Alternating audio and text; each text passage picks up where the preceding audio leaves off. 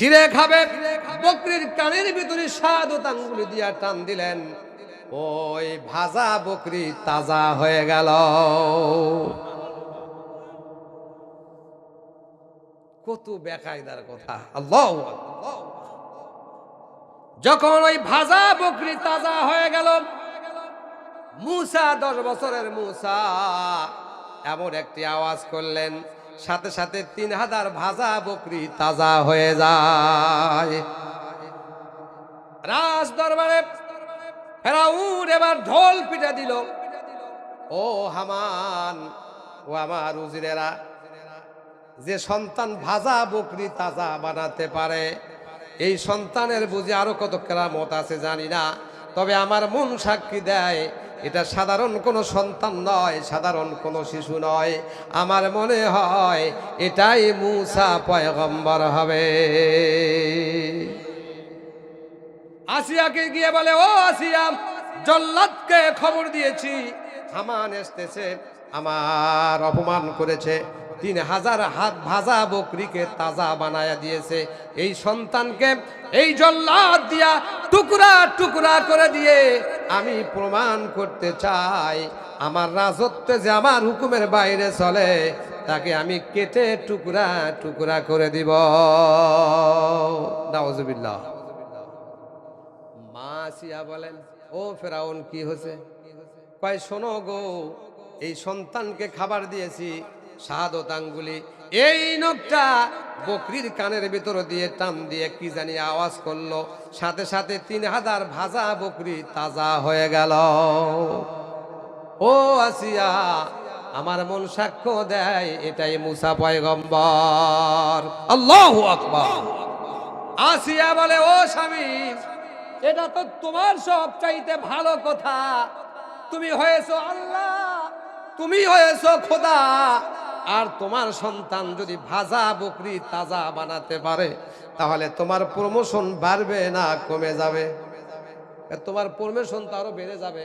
ও ফেরাউন, তুমি তো সারা জীবন রাজত্ব করতে চাও, সারা জীবন বেঁচে থাকতে চাও, তুমি তো মরতে চাও না। বলে, না। তাহলে তুমি যখন মারা যাবে, তোমার কানের ভিতরে এই সন্তান নখ দিয়া টান দিয়া তোমাকে তাজা বানায়া দিবে।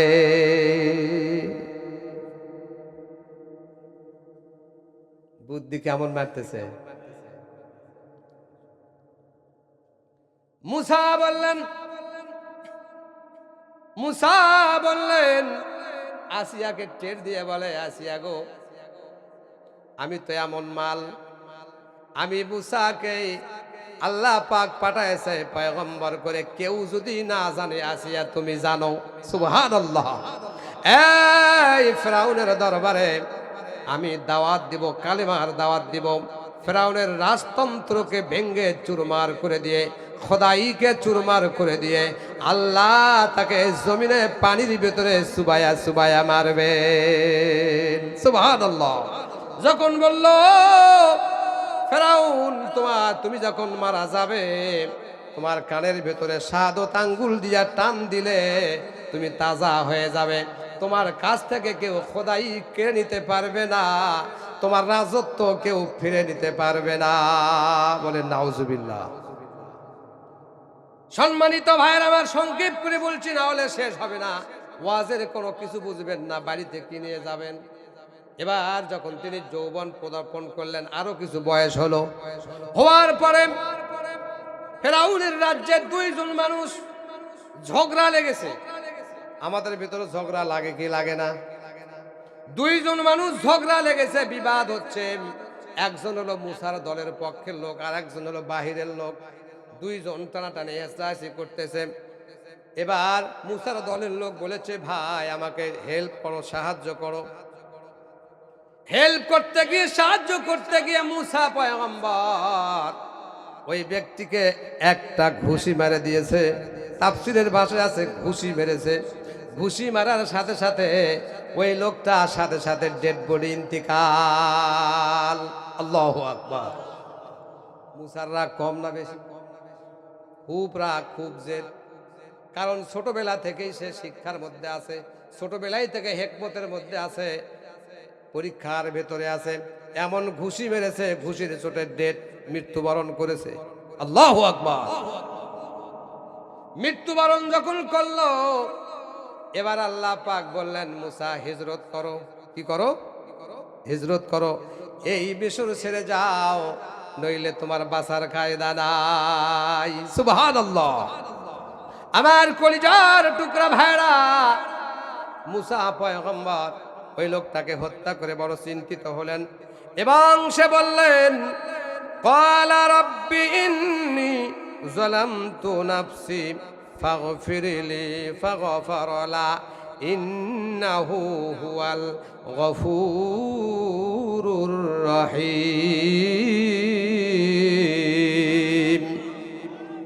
মানুষ হত্যা করা সওয়াবের কাম না, গুনাহের কাজ।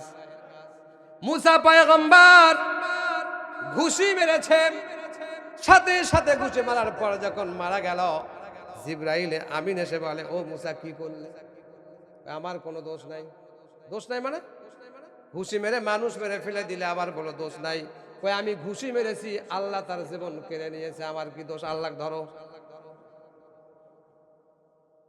আমি ঘুষি মারছি, ওই মরে গেল কা, আল্লাহ ওকে নিচে, আমার কি দোষ? আল্লাহ যে কও। আওয়াজ দিয়ে বলেন আল্লাহু আকবার। আমার ভাইরা, মুসা নবী যখন লোকটাকে ঘুষি মেরে মেরে ফেলে দিল, তখন মুসা নবী আল্লাহকে বলতেছেন, ক্বাল রাব্বি ইন্নী যালামতু নাফসি ফাগফিরলি ফাগফারা লাহু। মুসা বলে, আল্লাহ ইন্নী যালামতু নাফসি, আমি আমার আত্মার প্রতি জুলুম করেছি গো আল্লাহ, ফাগফিরলি, তুমি আমাকে ক্ষমা করে দাও।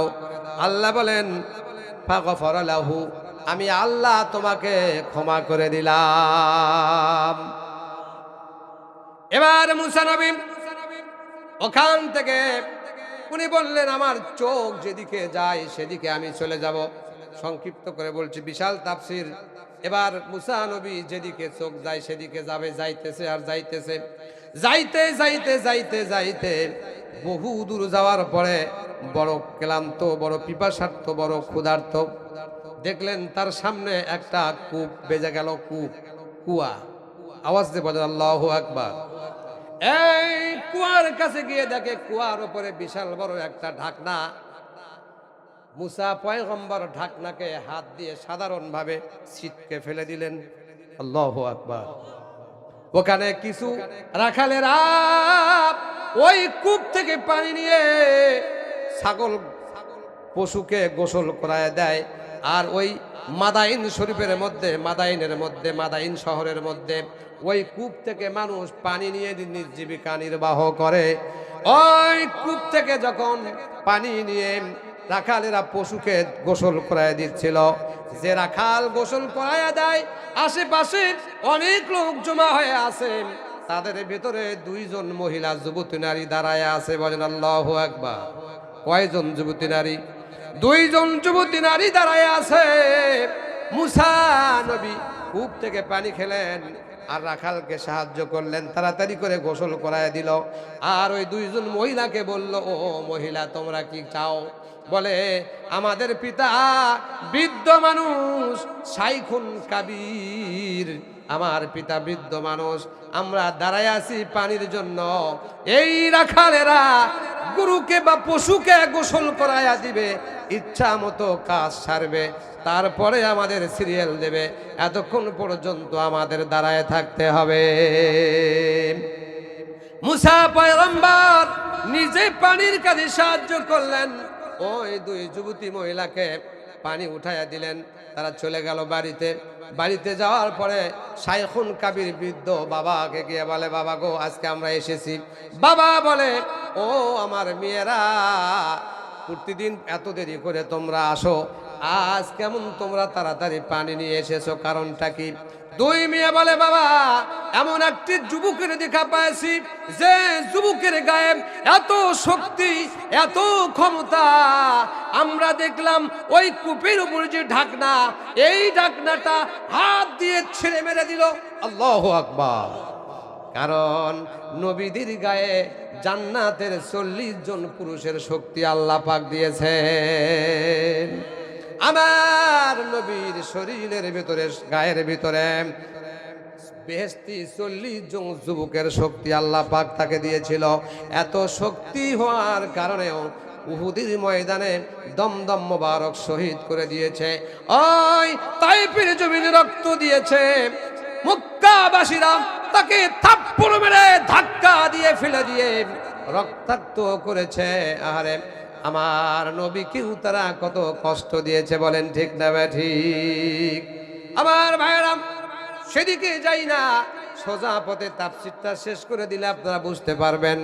এবার মুসা নবী ঢাকনাটা ফেলে দিলেন, তার বিবরণটা ওই দুইটা কন্যা ওই শাইখুন কাবির বৃদ্ধ বাবাকে ঘোষণা করে বর্ণনা করে শোনালেন।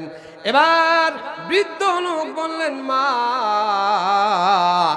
আগামীকাল যখন তুমি পানি নেওয়ার জন্য যাবে, যে যদি ওই যুবকের সাথে সাক্ষাৎ হয় তাহলে তুমি ওই যুবকের কাছে আমার সালাম দিয়া দিও। কিছুটা লোক কি মারা গেছে নাকি? আপনারা চুপ থাকেন, আওয়াজ দেবেন আল্লাহু আকবার। যুবকের শক্তি আছে দেখতে হবে, আওয়াজ দেবেন আল্লাহু আকবার। এবার সকলে সম্মিলিত ভাবে বলি আল্লাহু আকবার। আমার কলিজার টুকরা ভাইরা, দুইজন মহিলা এসে বলেন, আমার বাবা আপনাকে সালাম দিয়েছে এবং আমাদের বাড়িতে আপনাকে দাওয়াত করেছে, আপনি আসুন আমাদের সাথে। সুবহানাল্লাহ বলেন। মুসা পয়গম্বর ওই দুইজন মহিলাকে বালতি ভরে পানি দিলেন আর বললেন, চলো। মহিলারা বললেন, আমি আগে আগে যাই, তুমি পিছে পিছে আসো। মুসা নবী রাগ করে বলে, ওই মহিলা কি বলিস, তুই আগে আগে যাবি মানে? বলে, হ্যাঁ, আপনি তো বাড়ি চিনবেন না, রাস্তা চিনবেন না, এই জন্য আমি বলেছি আমি আগে আগে যাই, আপনি পিছনে পিছনে আসেন। মুসা নবী রাগ হয়ে বলে, পুরুষ মানুষ কোনোদিন মহিলার পিছে পিছে যায় না, বরং পুরুষের আগে আগে যাবে, মহিলা থাকবে পিছনে পিছনে। বুঝলেন? আল্লাহু আকবার। বাংলার জমিনে 18 কোটি মুসলমান কার পিছে হাঁটে?